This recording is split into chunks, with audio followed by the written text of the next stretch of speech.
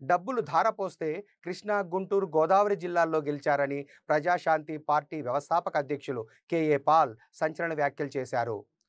వంశీ, పోసాని కృష్ణమురళి ఇద్దరూ కేసులు ఎదుర్కొంటున్నారని, పవన్ కళ్యాణ్ అనుచిత వ్యాఖ్యలపై కేసులు పెట్టరా అని ప్రశ్నించారు.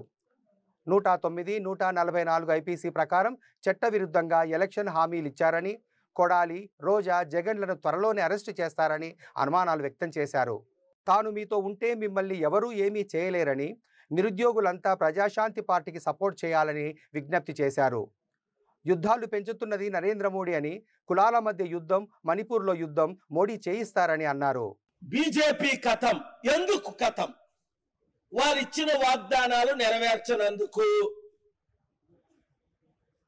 కోటి మంది నిరుద్యోగుల్లో 20 లక్షల ఉద్యోగాలు ఇస్తానన్నారు, సంవత్సరానికి 5 లక్షలు. ఇప్పుడు వరకు 5,000 ఉద్యోగాలైనా ఇవ్వలేకపోయారు కదా. ఈ జగన్మోహన్ రెడ్డికి బాగా వినండి, బుద్ధి రావాలని ప్రార్థించండి. ఒకటి, ఆయన అసెంబ్లీకి వెళ్ళాలని. 2, ప్రజల కొరకు పోరాటం చేయాలని. 3, అసెంబ్లీలో ప్రశ్నించాలని.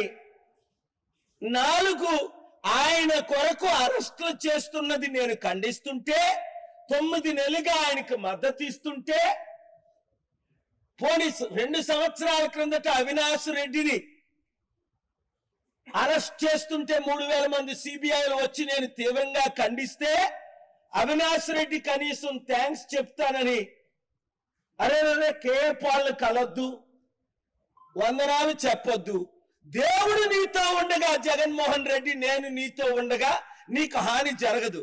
ఇప్పుడు నీకు దేవుడు వద్దా? నేనొద్దా? ప్రజలొద్దా? సత్యం వద్దా? ఎప్పుడు బుద్ధి వస్తుంది? వంశీ అయిపోయాడు. ఇప్పుడు ఎవరు?